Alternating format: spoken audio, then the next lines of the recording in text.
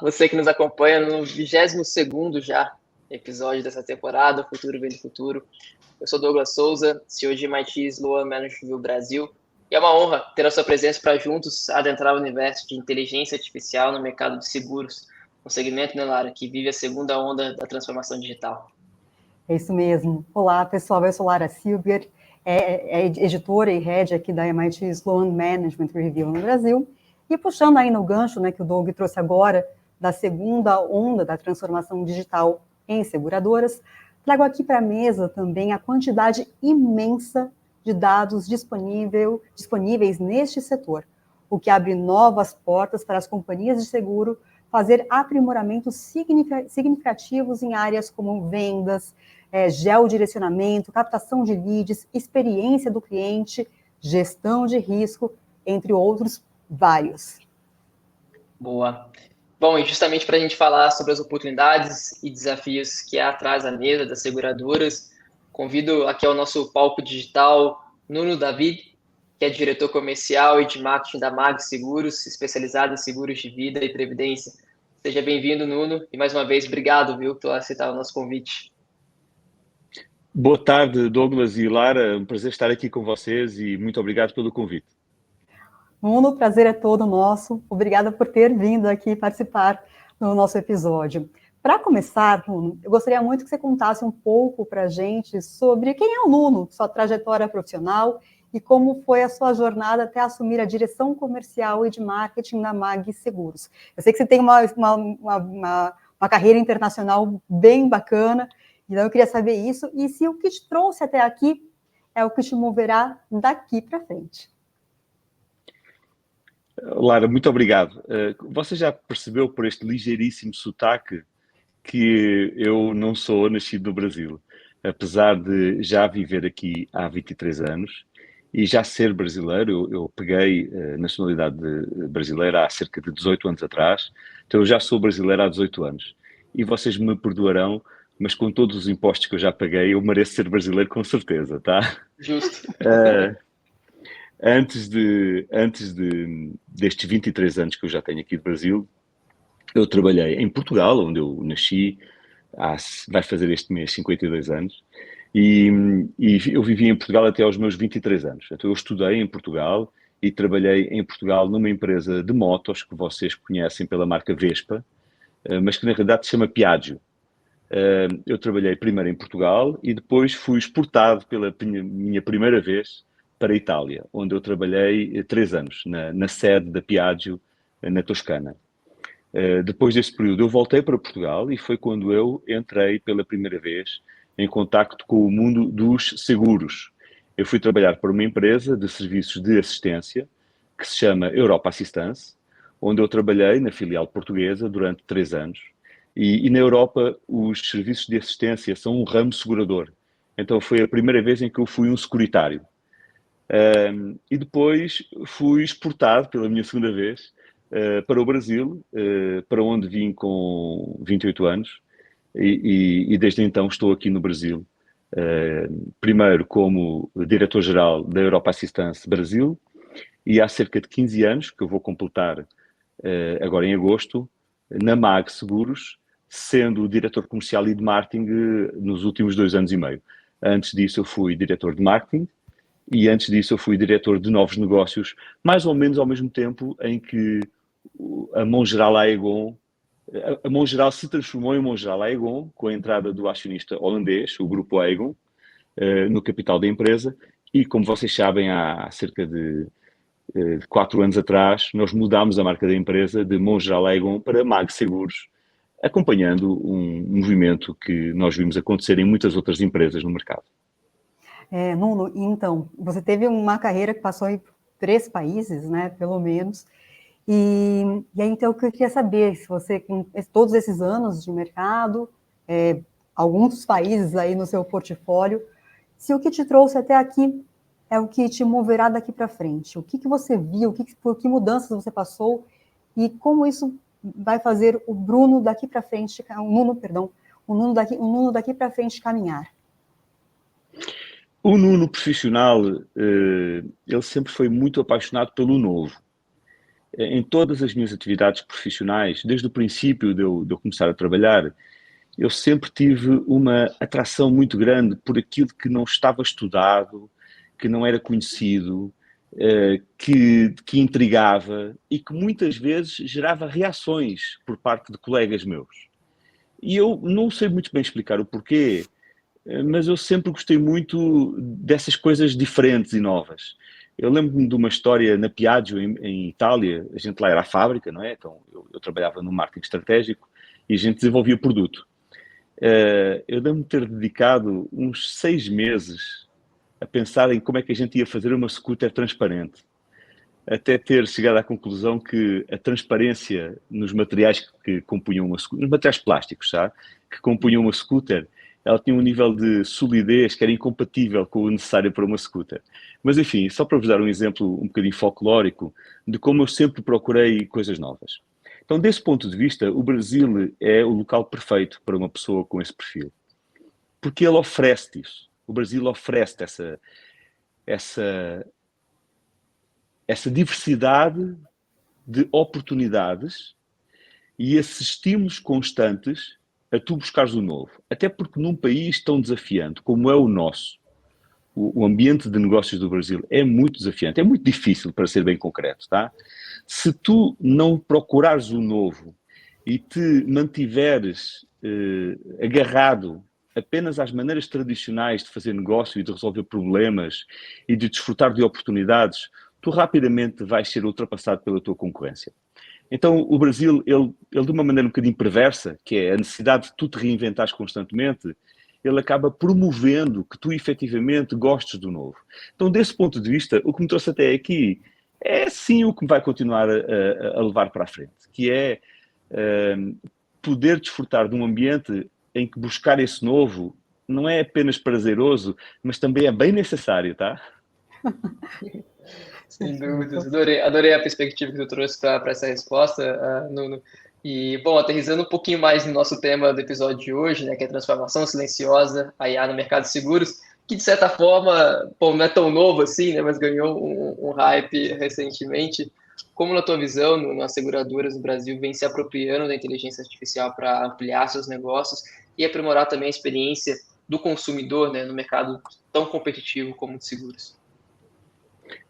Isso começou há bastante tempo. Nós tivemos na MAG as primeiras experiências com machine learning há uns 7 ou 8 anos. E começou na MAG como começou em quase todas as seguradoras.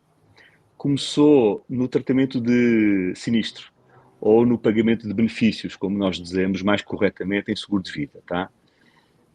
A análise de pagamento de benefícios, ela é muito diferente de produto para produto, e enquanto em alguns pode ser extremamente simples, uma cobertura de morte, depois dos 2 anos da franquia de suicídio, ela tem uma análise que é uma análise relativamente simples de ser feita. Mas uma cobertura de invalidez ou uma cobertura de doenças graves, ela pode ser bem mais complexa. E o primeiro local onde todas as seguradoras começaram a utilizar algoritmos de machine learning foi exatamente nessa análise de pagamento de benefícios. A história da MAG não foi diferente nisso.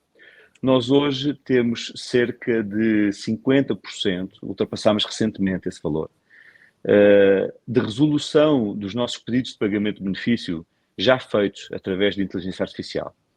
E evoluímos de algoritmos de machine learning para algumas soluções de IA generativa, porque efetivamente a repetição de padrões e o aumento da quantidade de atributos constantes nas bibliotecas de dados que nós analisamos fazem com que tu tenhas que usar tecnologias generativas, porque senão o aprendizado ele acontece de uma velocidade muito baixa e tu perdes uma oportunidade de crescimento mais rápido. Então, daquilo que eram modelos que geravam aprendizado, mas esse aprendizado tinha que ser retroalimentado no algoritmo, nós hoje migramos, em alguns casos, para a utilização de padrões de utilização imediata do conhecimento realizado. Entretanto, percebam que quando nós falamos de seguro de vida, isso tem que ser feito com grupos de controle, porque tu não podes pôr uma máquina a decidir sem que tu consigas efetivamente validar que o processo está a ser correto. Porque o nível de responsabilidade que a nossa indústria tem perante o segurado é muito, muito grande. Então, há esses momentos em que a gente gera bases numa mesma amostra de aplicação da tecnologia. Tu geras uma base de aplicação da tecnologia nova e uma base de controle formadas de forma aleatória para que tu possas comparar os resultados e consigas perceber que realmente estás a aumentar o teu nível de serviço, aumentando a capacidade de resposta para o cliente, não é? A rapidez de resposta para o cliente, mas que também segues sendo perfeitamente aderente ao contrato e justo às condições de venda do produto. A evolução depois do pagamento de sinistros, do pagamento de benefícios, ela começou a acontecer também de uma forma natural.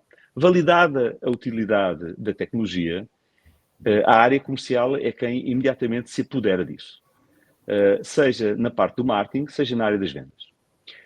Na parte das vendas, na MAG, nós começámos a oferecer aos nossos produtores, aos produtores que escolhem trabalhar connosco, que escolhem trabalhar com a MAG, um aplicativo de venda no final de 2019. Então, todos os nossos produtores que assim desejaram, eles a partir do final de 2018, a partir do final de 2018, puderam passar a fazer as suas vendas através de um celular ou de um tablet. A gente tinha uma solução, que era uma solução web ou uma solução por app, que eles podiam utilizar para fazer toda e qualquer venda.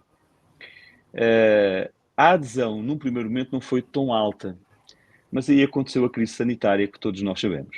E quando aconteceu essa crise, as pessoas foram obrigadas a migrar da venda em formulário de papel ou em PDF editável para um efetivo instrumento digital. Então, hoje, 97% das nossas vendas são realizadas através do nosso aplicativo de venda digital por todos os nossos produtores, tá? E nós estamos a falar de uma empresa que paga comissão todos os meses a mais de 10 mil corretores, 10.300 para ser preciso. Então, é uma quantidade muito grande de produtores a utilizarem esse aplicativo. Esse aplicativo, ele oferece uma jornada, um fluxo de venda. Mas o que ele mais trouxe de novo é que ele passou a transformar em dado todos os passos da venda. Ao fim de 4 anos, nós temos um banco de centenas de milhares de vendas, ultrapassando já o 1 milhão, na realidade, em que todos os dados da venda estão disponíveis no nosso Data Lake. Nós primeiro tivemos que fazer a estruturação do Data Lake, a normalização de nomenclaturas e tudo mais, isso dá um trabalho enorme, mas depois disso feito, nós conseguimos hoje oferecer ao nosso produtor, durante o processo de anamnésia que ele faz com o prospect, nós conseguimos oferecer hoje um processo de venda que sugere a próxima pergunta, não apenas com base no formulário que nós pensámos lá em 2018, mas já com base na resposta anterior que o prospect deu.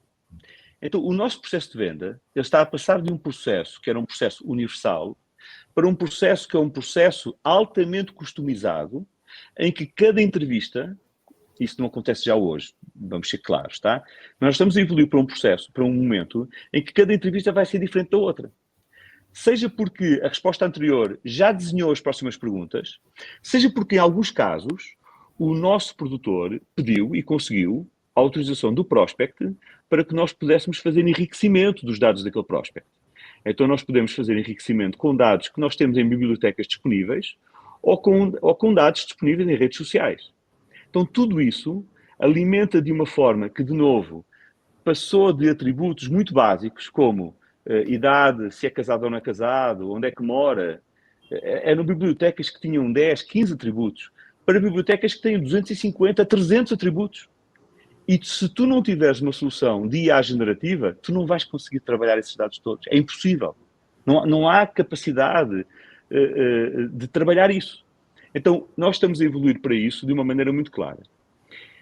Na frente do planejamento comercial, uma utilização também muito concreta que nós estamos a fazer de inteligência artificial foi o cruzamento da nossa capacidade instalada em cada uma das praças brasileiras onde nós temos produtores. Nós temos unidades físicas em 38 cidades brasileiras, mas nós temos produtores espalhados por todo o Brasil. Nós cruzamos essa capacidade instalada com a análise da nossa base de clientes pregressa e fizemos um look-alike de cada praça. Isto até aqui estamos a falar de analytics, tá? Fizemos um look-alike de cada praça para que nós pudéssemos determinar qual era o potencial efetivo de crescimento de vendas em cada uma daquelas praças, com base no nosso histórico recente, usámos os últimos 5 anos, tá? Com base no nosso histórico recente de sucesso de vendas. Então isso fez com que a determinação de alocação de recursos a nível nacional passasse a ser sujeita a esse nível de inteligência, a esse nível de conhecimento. E também o dimensionamento das metas das nossas lideranças comerciais passasse a levar em conta não apenas a performance anterior daquele produtor, daquele líder comercial, isso tem que ser levado em conta, mas também a diferença entre aquilo que ele já tinha capturado da sua região e o potencial da sua região. Então, eu dei-vos aqui 3 exemplos, partindo daquilo que foi a origem da utilização da inteligência artificial, que foi o pagamento de benefícios, mas de como isso penetrou nas empresas de seguros, e está penetrando nas empresas de seguros de uma maneira muito concreta. Não, muito interessante isso, porque a gente mostra, né, como isso é possível, claro, aumenta a eficiência, aumenta a possibilidade de crescimento do negócio, mas eu queria entender, assim, ficaram muito claros os benefícios para o negócio, né? Mas quais são os benefícios para o cliente também? Queria que você falasse um pouquinho sobre valoração do potencial desses usuários e sobre os modelos que o mercado adota e que a MAG também adota. Eu queria que você falasse um pouquinho de boas práticas do mercado sobre tanto valoração do potencial dos usuários quanto os modelos adotados pelo mercado de seguros, por favor. Você sabe que, eu vou voltar ao princípio da conversa, quando nós falamos de pagamento de benefícios, nós estamos a falar de verificação se o que nós temos que pagar para aquele cliente é correto, é devido e deve ser pago. E a primeira sensação que quem ouve o que eu acabei de dizer pode ter é: bom, o Nuno está corretamente a defender os interesses da sua empresa, certo? Isso é verdade, mas não é só isso. Porque a partir do momento em que tu tens uma ferramenta que é uma ferramenta mais eficaz em definir o que, quando e quanto deve ser pago em cada caso de pagamento de benefício, e isso vai contribuir para a tua eficiência financeira, isso também vai contribuir para que tu tenhas um preço mais justo. Porque se tu tiveres uma situação em que a tua capacidade de controle de pagamentos errados, feitos mal feitos, ou até de fraude, ela for fraca, e tu vais acabar refletindo no preço de todos essa ineficiência. Então, o primeiro benefício é derivado desse aumento de eficiência. Tu consegues ter preços mais justos. E eu tenho exemplos concretos nos últimos anos. A nossa principal cobertura de morte baixou de preço o ano passado, porque nós passámos a ter uma eficiência maior na aferição dos valores a pagar. Ou seja, quem tinha que receber, recebeu mais rápido, e quem não tinha que receber por alguma razão, por um erro, por um mau entendimento das condições, ou, como também acontece por vezes, por tentativa de fraude, deixou de receber. Então isso originou a possibilidade de nós baixarmos o preço. Ora bem, quando tu baixas o preço, tu aumentas o quê? A cobertura securitária da sociedade. A capacidade de mais pessoas poderem comprar aquela cobertura. Então esse é um exemplo muito concreto de como a inteligência artificial, ela também está a gerar benefícios do ponto de vista do preço que é cobrado ao cliente. Mas eu vou-vos dar mais exemplos.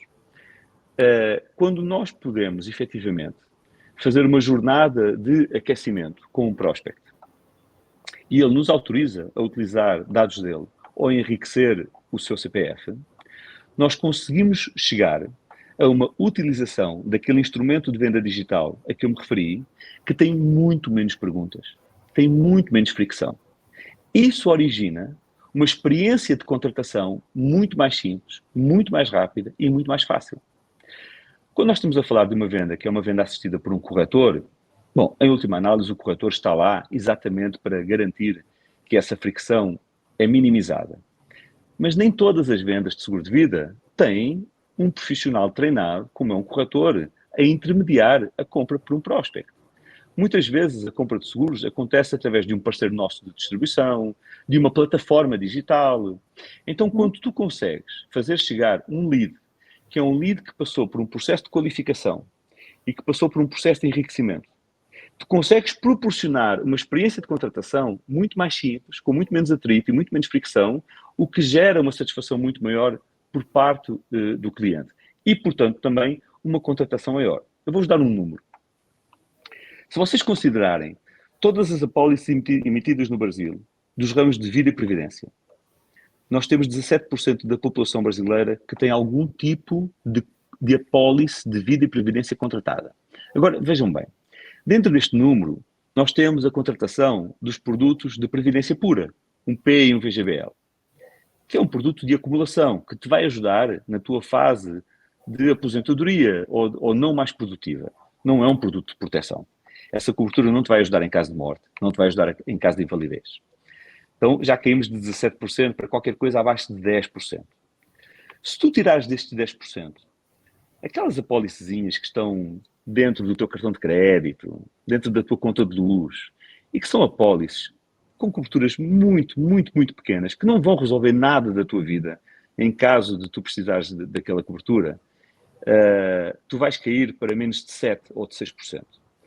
Eu estou-vos a dizer que o percentual de cobertura securitária da população brasileira em seguro de vida está abaixo de 7% ou de 6%.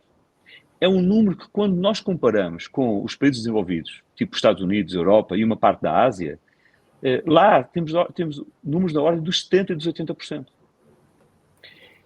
Isto é algo que tem que ser perseguido pela indústria seguradora como o seu principal objetivo: aumentar a taxa de cobertura securitária da população, porque isso vai trazer melhor qualidade de vida para as pessoas, melhor qualidade de vida para os seus familiares e, em última análise, traz um Estado melhor.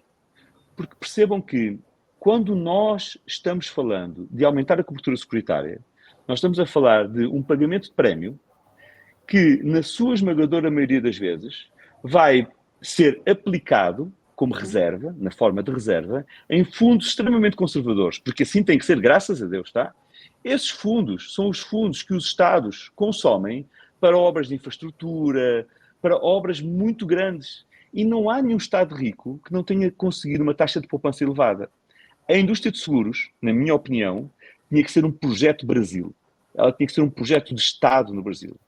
Então, quando nós pensamos no digital, e nós pensamos na inteligência artificial e em tudo o que ela nos pode trazer, nós temos que pensar que, quanto mais fácil for a forma como nós oferecemos a contratação de seguros às pessoas, maior vai ser a nossa capacidade de ter cada vez mais clientes.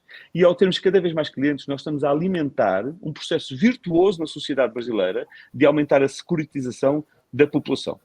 Você fala sobre assim, toda a cadeia, na verdade, né? Benefícios para toda a cadeia, né? Perfeito.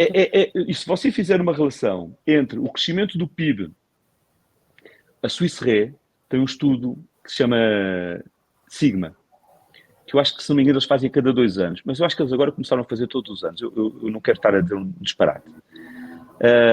Que correlaciona isso.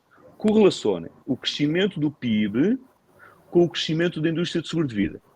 E é um dado que, na história, todos os países que aumentaram o seu PIB tiveram um aumento da penetração, da contribuição da indústria de seguros de vida para esse PIB. Isso explica-se por uma razão simples, que é a pirâmide de Maslow. Se tu começas a tua vida abaixo da classe média, mas em algum momento tu conquistas a classe média e depois uma classe mais afluente, há um momento que é um momento de conquista de poder de compra que tu distribuis para as necessidades mais imediatas. Habitação, melhor alimentação, algum entretenimento. Mas a partir do momento em que isso vira um padrão de vida para ti e para a tua família, tu estás super disposto a contribuir para a proteção desse padrão de vida que tu conquistaste para a tua família. Esse é um processo que está a acontecer no Brasil. Perfeito, obrigada. Muito legal, Nuno. Bom, Pois aqui a gente já se ajeita já, tu já me vendeu seguro de vida aqui, tá tudo certo, depois dessa tua fala, tua correlação de Fica limite está preocupado, bom. né? Bom, pô, excelente vendedor, teu, ó, tá promovido aqui, viu? Douglas, e é tudo dados, tá? Isto é tudo Então, dados. não, Não... eu adorei o raciocínio que você criou e tudo mais. Queria jogar algumas pimentinhas aqui na nossa conversa, para a gente Claro, aprofundar na conversa. Obviamente, e aí vão ser duas perguntas aqui. Uma, primeiro, queria aprofundar nesse potencial do Brasil no mercado de seguros, muito tentando encontrar na tua visão quais são as barreiras que hoje, obviamente, nos impede de sair dessa casa dos 7% aí para se aproximar um pouco dos padrões dos países desenvolvidos que você trouxe. Então, essa é uma primeira questão, se pudesse responder. E a segunda está muito relacionado a para que toda essa capacidade analítica e preditiva ela seja possível, obviamente a gente precisa de um grande histórico de dados, né? Não só os cadastrais, mas também essas informações secundárias que você trouxe aqui. E aí vem a questão crucial, né? A qualidade desses dados.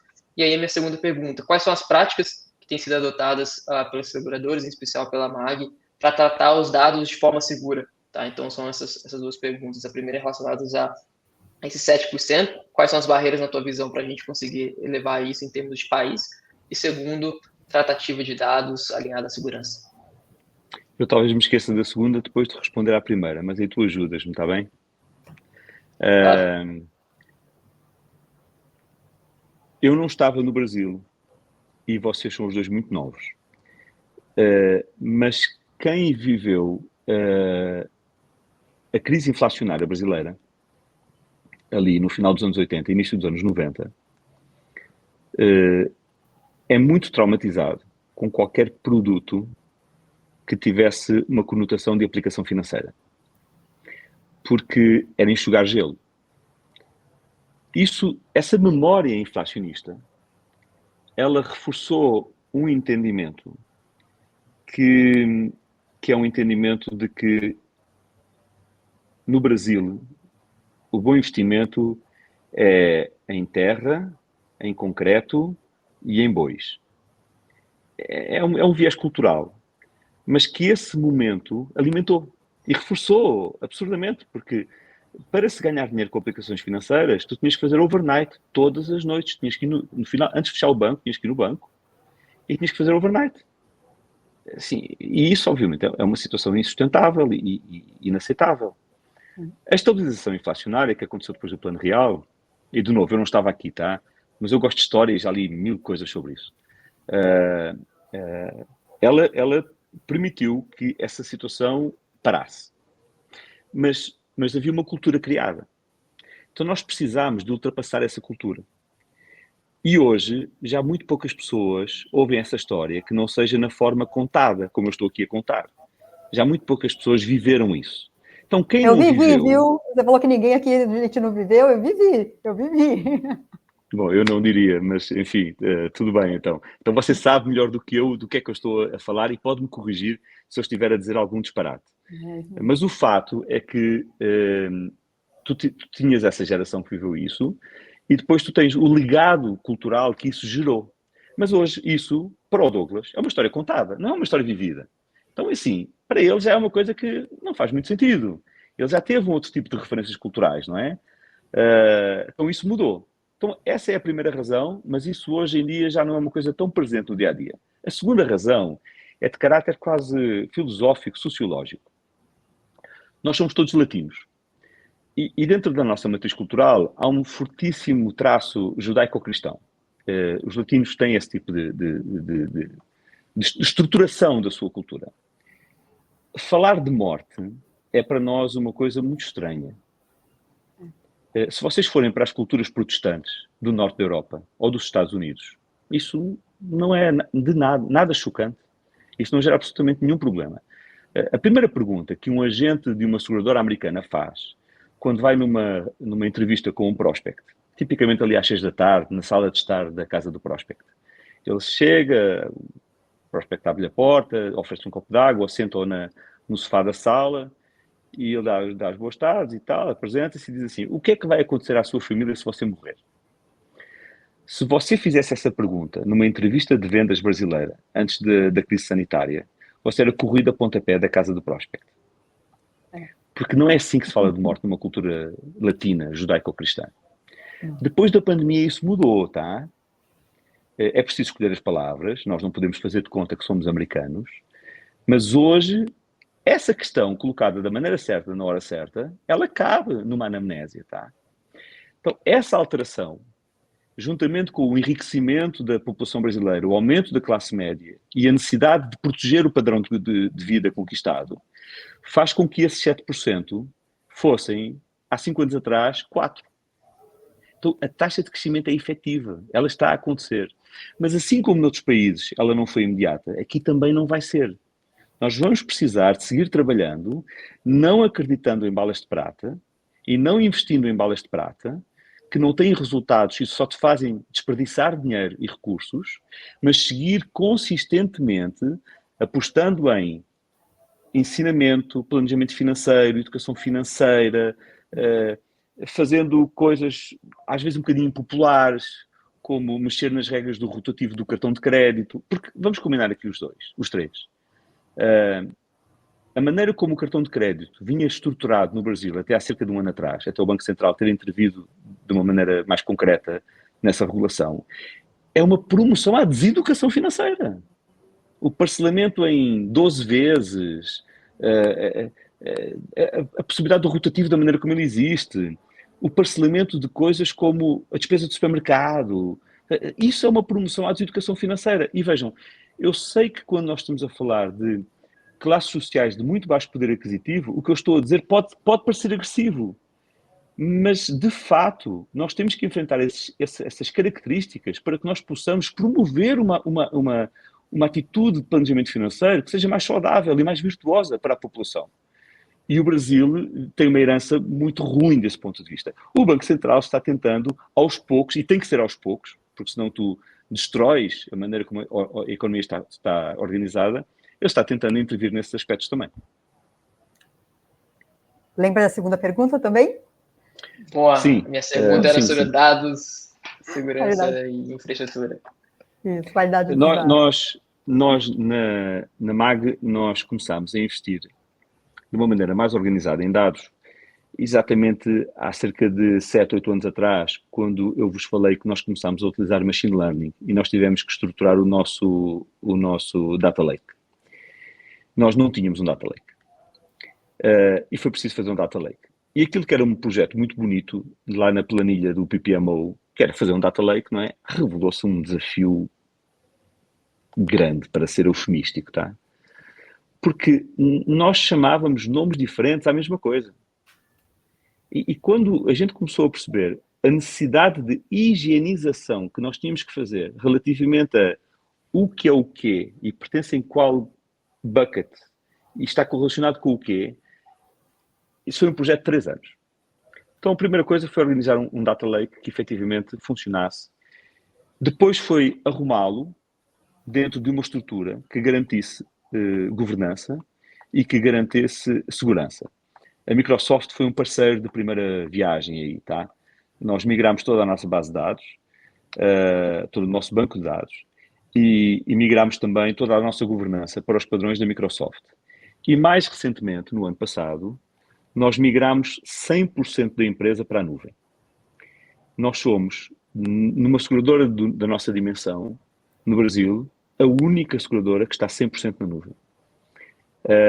E esse 100% na nuvem é exatamente aquilo que te traz a última camada de segurança e de governança de que tu precisas para poderes garantir que, efetivamente, os dados são geridos da maneira que tem que ser. A Microsoft, ela oferece padrões de funcionamento e assessoria até na criação destas estruturas de governança que nos dão hoje uma tranquilidade total. Dentro da empresa foram criados comitês de governança de dados. Eu sou o responsável perante a SUSEP desse assunto, e nós temos auditorias que são realizadas, auditorias próprias, tá? Auditorias promovidas por nós, que são realizadas com base em fornecedores externos que nos tentam atacar constantemente. E que nos tentam atacar porque a gente contrata-os para eles nos atacarem, tá? E para eles furarem a nossa base de dados e para eles evidenciarem alguma eventual fragilidade.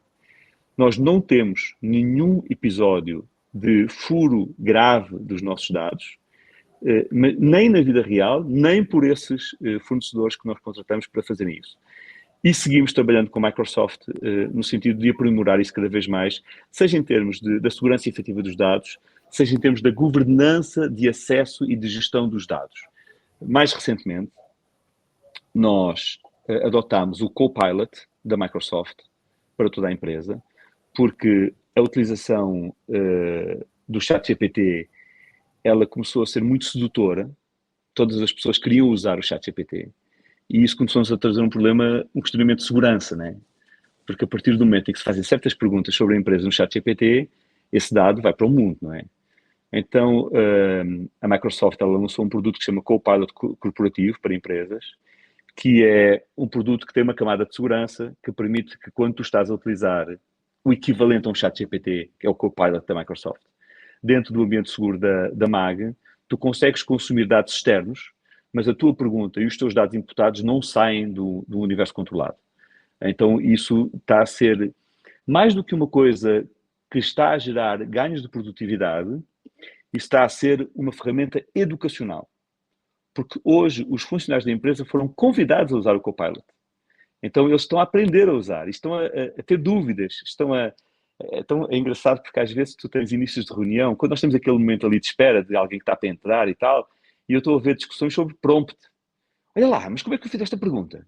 Não, mas não é assim, tens que fazer assado. É muito engraçado isso.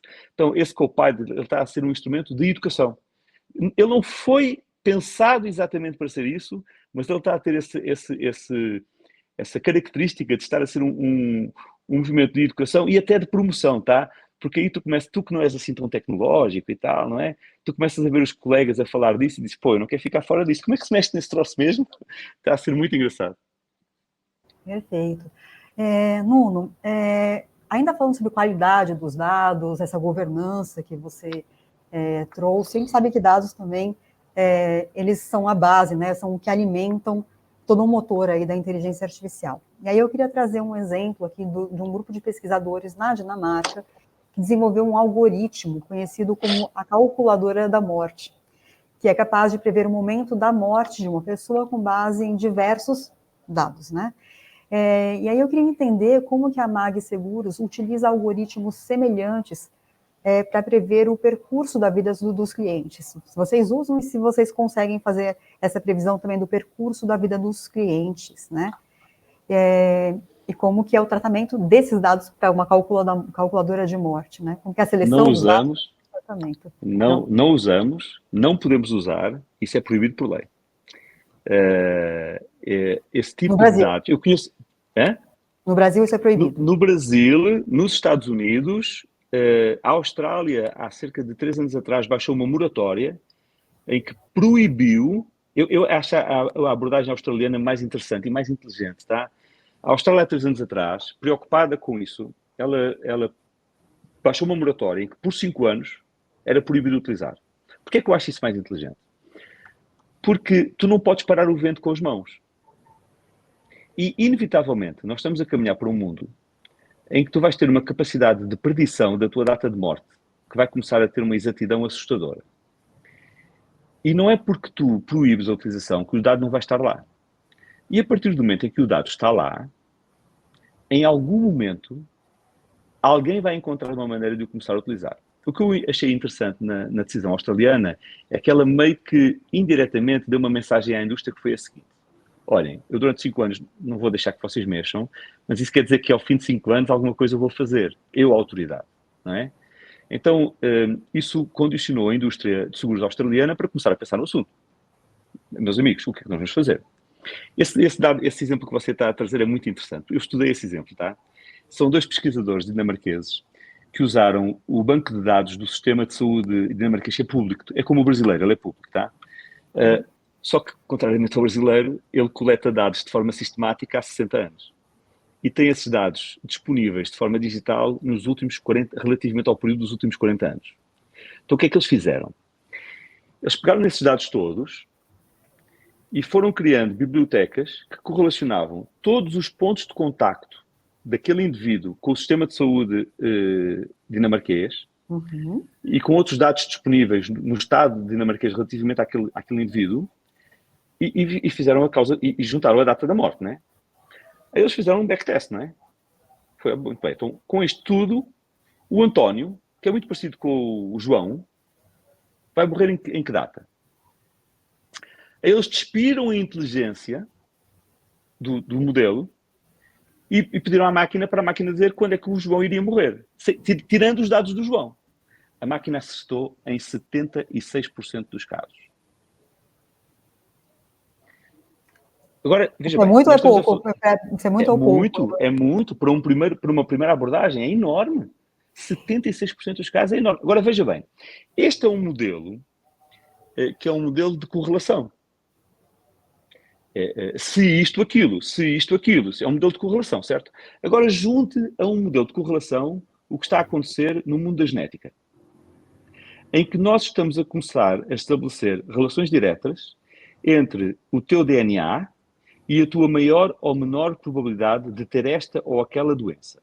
E se, em alguns casos, isso é probabilístico, câncer de pele é probabilístico, em alguns casos de câncer de mama, é binário. É 99,8% de ter câncer de mama. A Angelina Jolie, há 10 anos atrás, ela fez a cirurgia da retirada porque ela teve um diagnóstico genético e lhe disse, amiga, não é quando, não é se, é quando. Então, se tu juntares um modelo de correlação a um modelo de causalidade, é inevitável que nós chegamos num momento em que o nível de certeza dos modelos relativamente à tua causa de morte, excetuando acidente, como é óbvio, né? Ele vai ser um dado matemático. Mas isso não beneficiaria de alguma maneira? Eu estou jogando pimentinha aqui na nossa conversa, porque Força, isso venha. com certeza beneficiaria a questão de valoração desse usuário.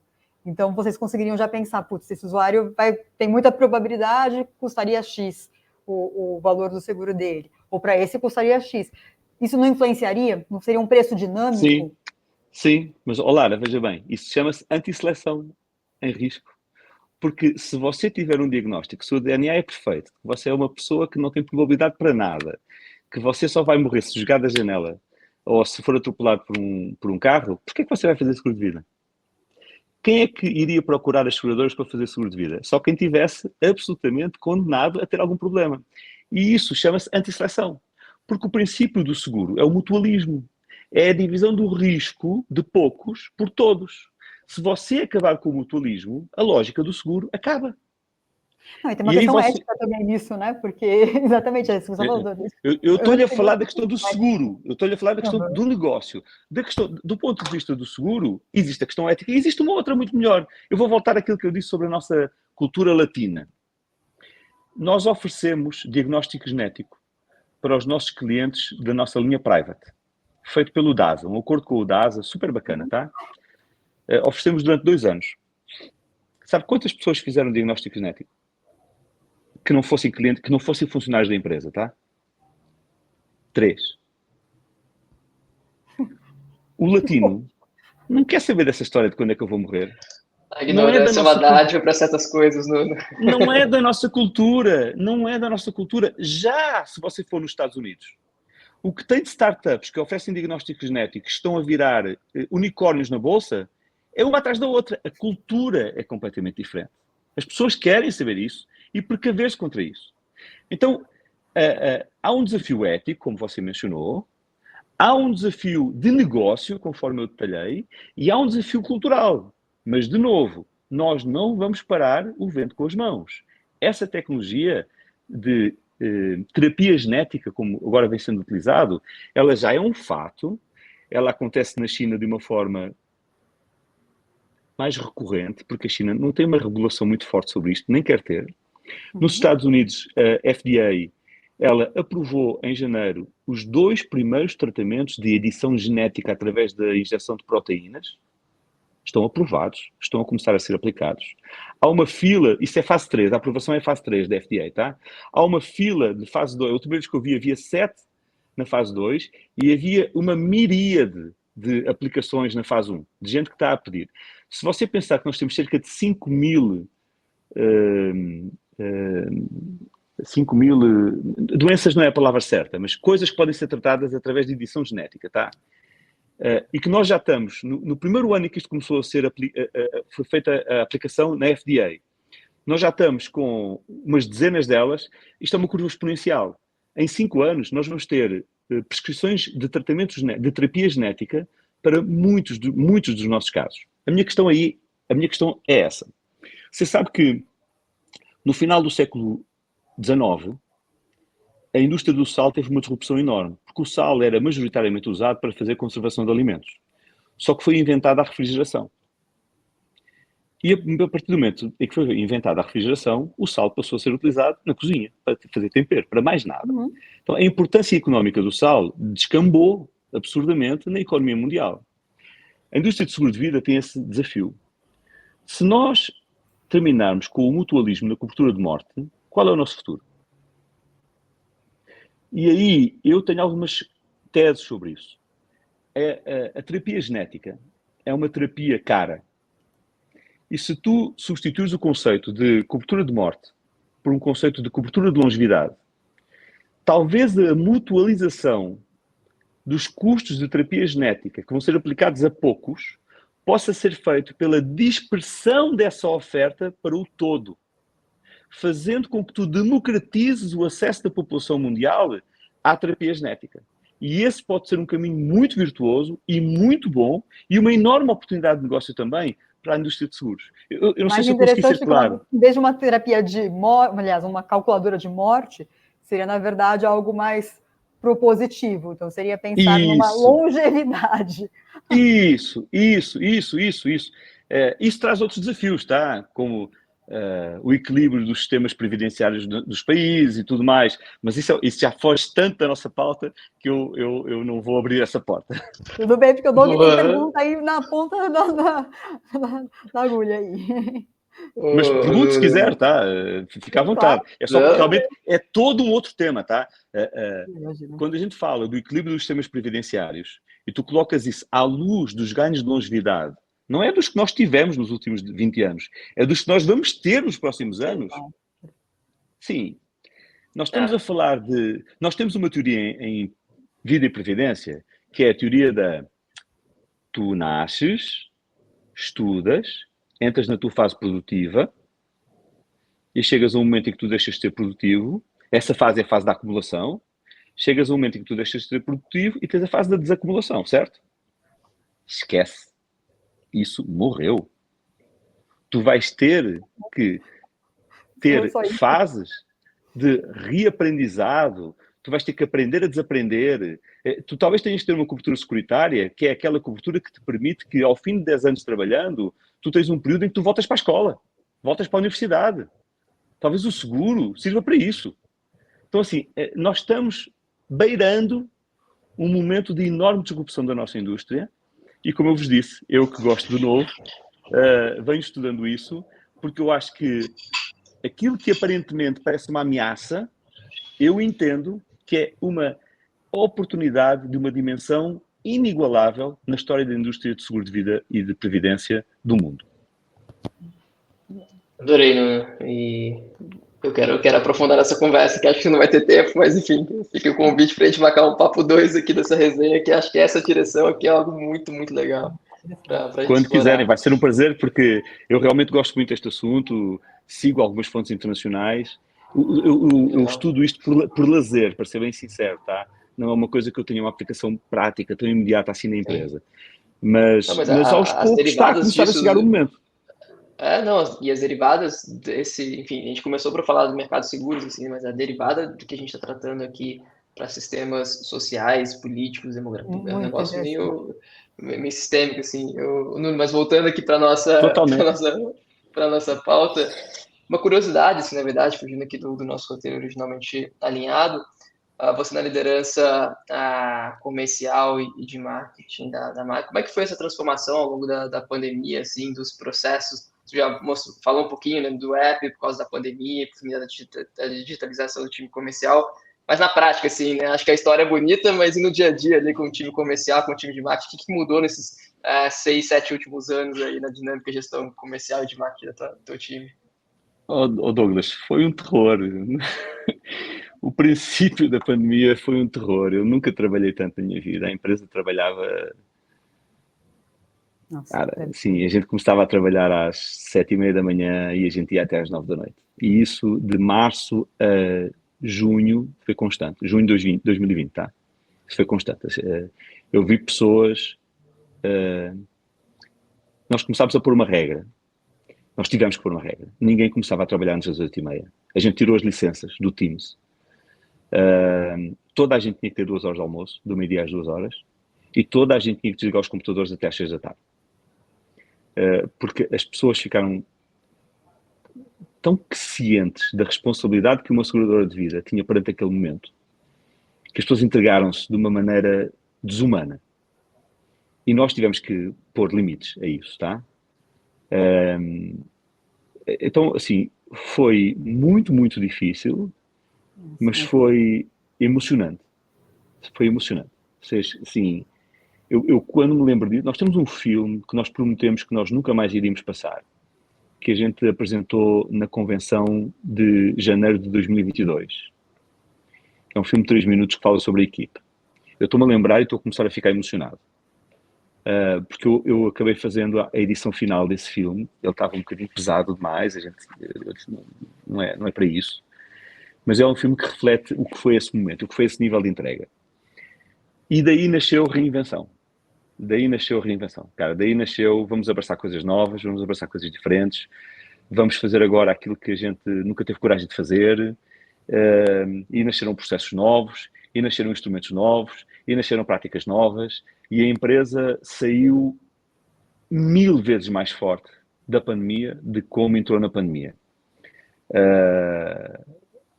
O propósito da empresa foi explicitado de uma maneira autoexplicativa para toda e qualquer pessoa que trabalha. Eu não estou a falar apenas de funcionários, fornecedores, parceiros dos nossos negócios, tá? As pessoas compreenderam o que é um seguro de vida de uma maneira que antes era impossível de explicar, não havia esse nível de compreensão.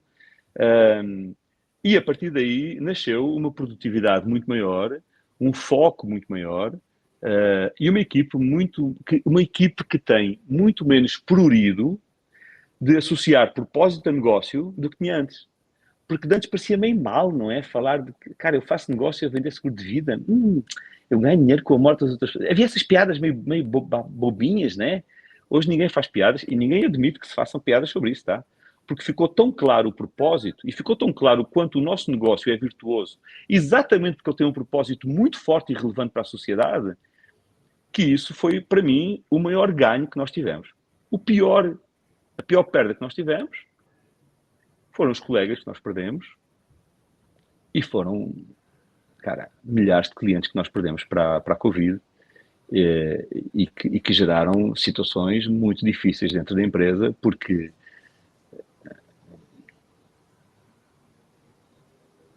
se tu és um operador de call center da nossa central de relacionamento, ou se tu és um corretor nosso, e tu convives com a morte 2 vezes por mês, tu recebeste treinamento para isso. E recebeste mesmo, nós damos, tá? E até apoio psicológico.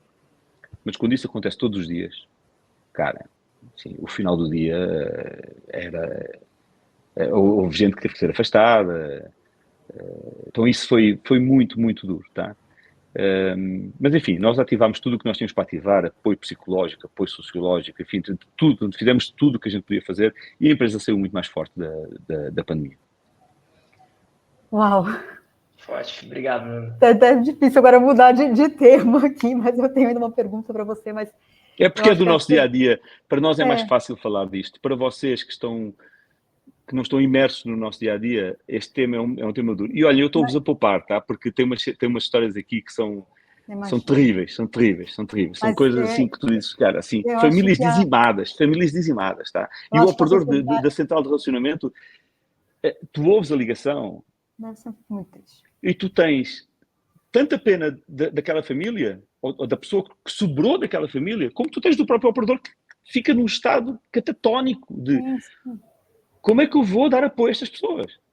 Nós liberámos para eles mandarem, nós liberámos uma verba para que os operadores conseguissem ter gestos de empatia com as famílias, mandando lembranças, mandando coisas que tinham a ver com a conversa que tinha sido tida, mandando livros, enfim.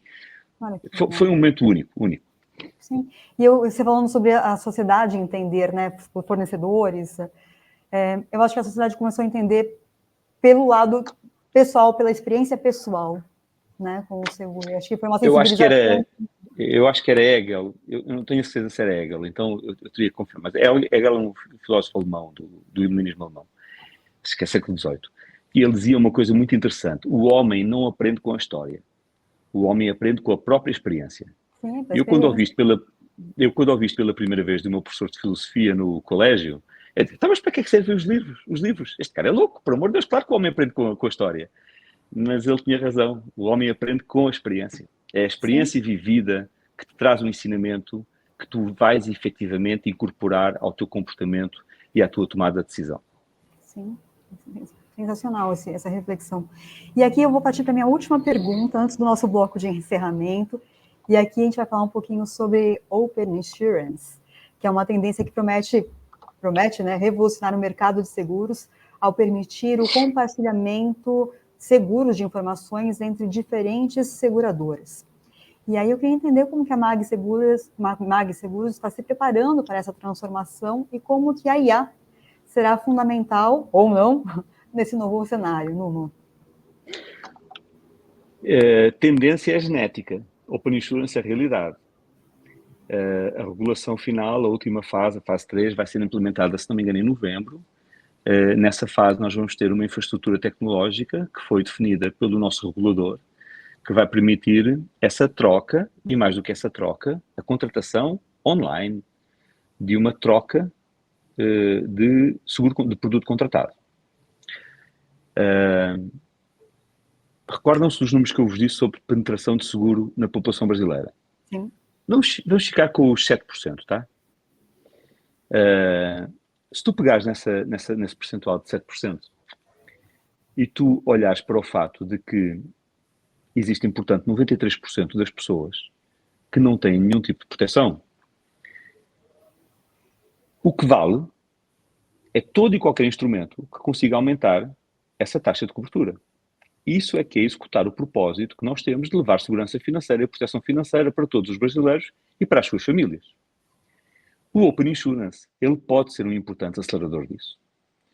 Se tu permitires apenas o rouba-monte, eu tenho o seguro contratado com A, eu vou pedir o compartilhamento do meu seguro com B, C e D, e um destes B, C e D vai-me oferecer uma condição melhor para o seguro que eu tenho contratado com A. Isto é perda de valor da empresa A. E, por consequência, da B, da C e da D. Não muda muito o conjunto, né? No total não muda muito. Bem.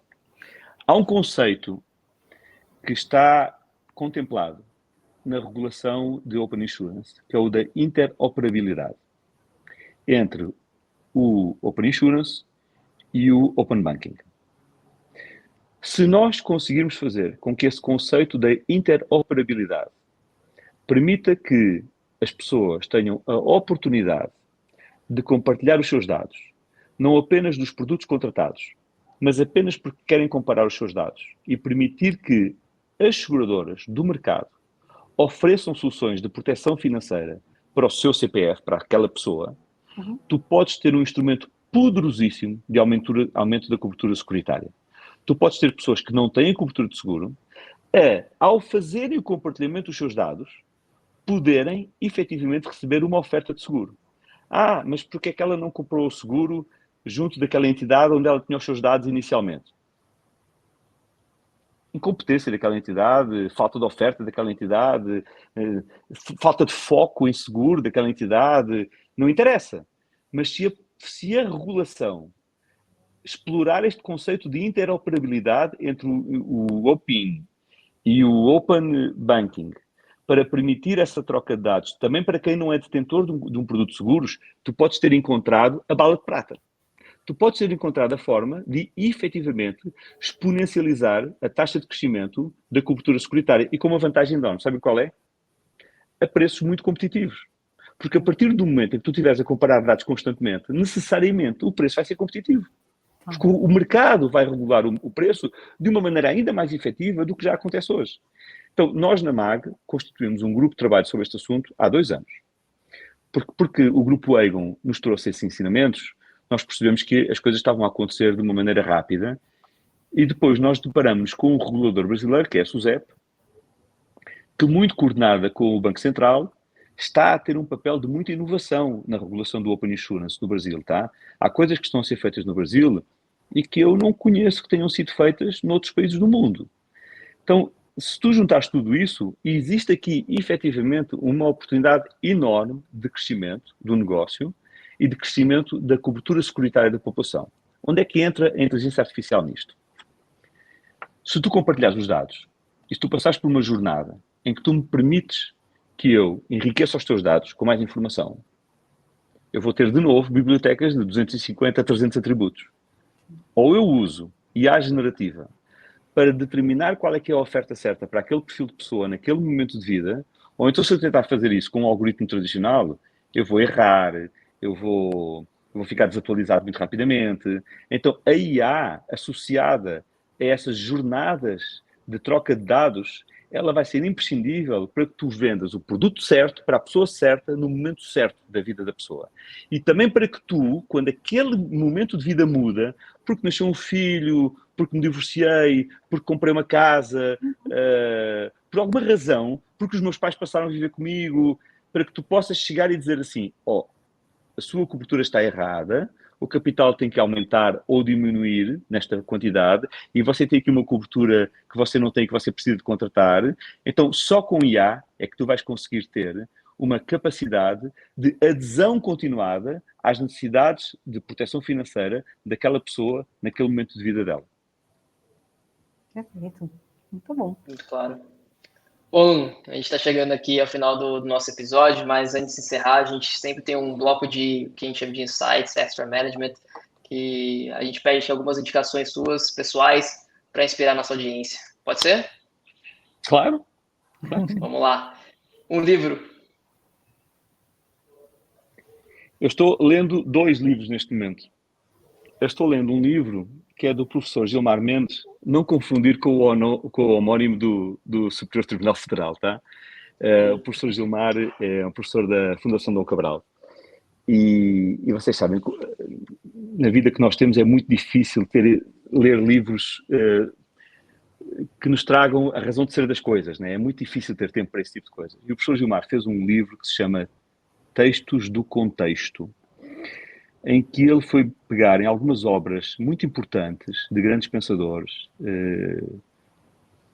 e sintetizou o pensamento daqueles livros, por maneira a que tu possas acessar à base do que está exposto por aquele pensador, por aquele autor, de uma maneira mais mastigada, quase como se fosse um digest, não é? Mas um digest de altíssima qualidade feita pelo professor Gilmar, tá? Então não é exatamente um digest, é uma análise, até em alguns casos até interpretativa, do professor Gilmar e que eu estou a adorar ler. É um livro muito bom. E depois eu estou a ler uma espécie de um romance histórico que se chama Fortaleza Vermelha, que conta a história da Rússia antiga, da Rússia czarista. Mas isso é uma paixão minha por história que eu tenho e que eu gosto quando eu pego assim um livro que me dá acesso a alguma cultura que eu não vivi. Eu fiz isso muito quando cheguei ao Brasil há 23 anos atrás. Eu li muitos livros de biografias que me permitiram ter acesso à história brasileira. Porque ler a história pela história pode ser um bocadinho chato, não é? Mas quando tu lês biografia para isso, né? Exato. Quando tu lês uma biografia, tu consegues ter um paralelismo entre aquela pessoa e aquele momento da história, não é? E isso acaba sendo uma coisa mais interessante. Então esse Fortaleza Vermelha, ele fala daquela Rússia, não é? E aquela Rússia é muito diferente das minhas referências históricas. Muito bom. Um filme ou uma série? Um filme ou uma série? Olha, eu vi ontem um filme que eu adorei. Eu estava vindo de Vancouver e eu vi no voo um filme que eu adorei, que o realizador é o George Clooney. Ele não atua, tá? O realizador é o George Clooney, chama-se The Man in the Boat, que é um filme sobre a equipe americana. É um filme, uma história baseado numa história verídica. É um filme que relata como é que foi selecionada, treinada, construída a equipe de remo remo de 8, tá?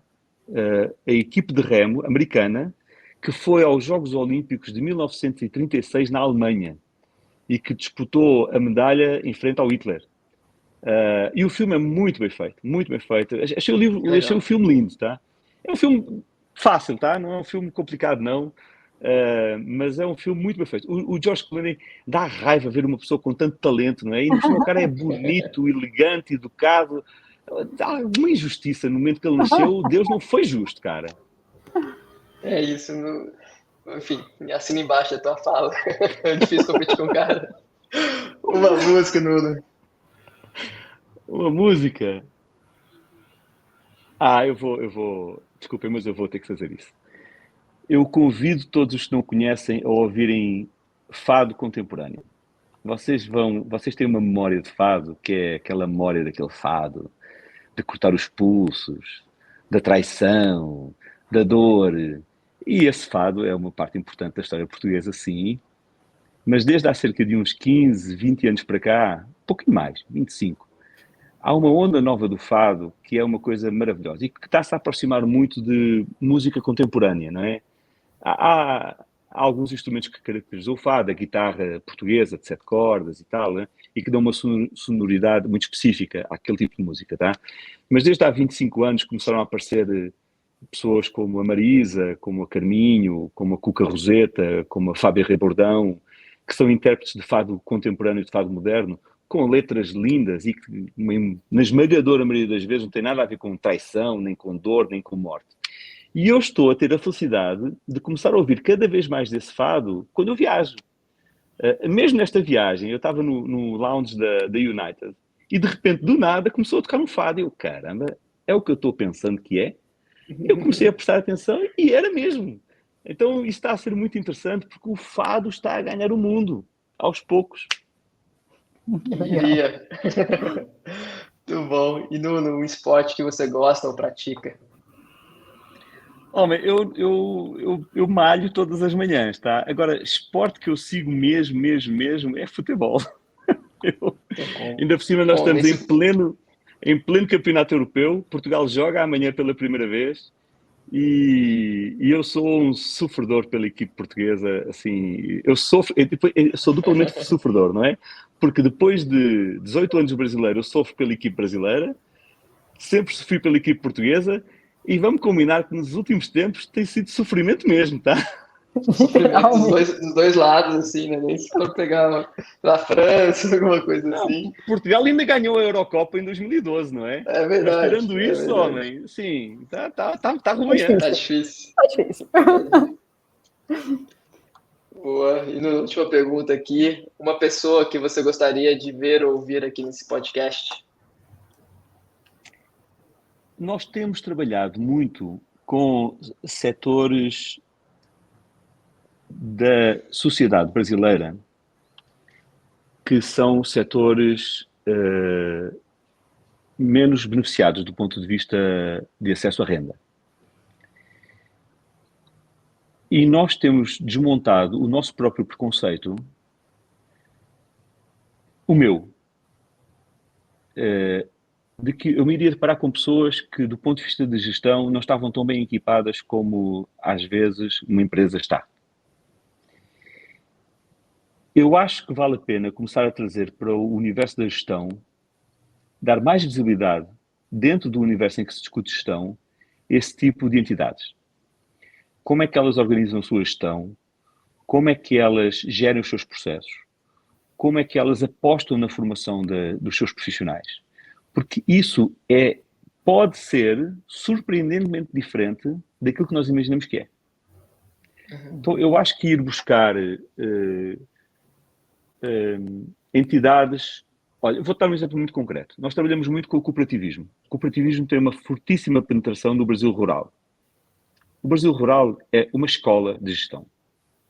Uma escola de gestão. E tu, às vezes, achas que não. E isso é pura ignorância. Esse não é um preconceito que eu tenho, porque a gente lida com cooperativismo há muitos anos já. Somos parceiros muito importantes de alguns dos maiores sistemas cooperativos do Brasil. E eu fico impressionado enquanto eles investem em educação para a gestão. Mas quando tu vais depois para setores como, por exemplo, as favelas brasileiras, há sistemas de gestão implantados nas favelas. E tu só não conheces porque tu não te interessas e não vais lá. Até que um dia tu percebes que existe. Então, a minha sugestão é ir buscar esses setores menos óbvios, que têm, sim, sistemas de gestão implantados, altamente funcionais, muito adaptados às suas realidades, mas altamente funcionais, e de que nós, nas empresas grandes e que lidam no dia-a-dia com, com os termos difíceis, não é? Nós, às vezes, não estamos tão atentos para isso. E, olha, a gente tem tanto a aprender com eles. Muito legal. Muito legal. Adorei. Anotamos, né, Doug? Tudo Anotamos. anotado. Perfeito. Olha, infelizmente, nosso tempo chegou ao fim. Nuno, foi um enorme prazer recebê-lo aqui, compartilhando seu conhecimento, sua generosidade e sua experiência. Muito obrigada pela participação aqui. Muito obrigado, Lara. Obrigado, Douglas. Um prazer para mim estar aqui com vocês e o papo foi divertido, tá? Ótimo. A gente adorou também.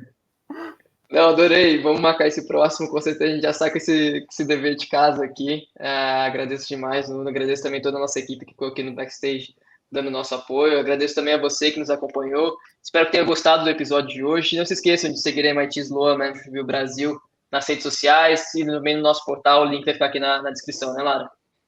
Exatamente. E eu não poderia também deixar de fazer um convite para vocês assinarem a Extended, que é a nossa newsletter semanal, e o link também fica aqui na descrição do episódio. Nos vemos na próxima quinta-feira. Até lá!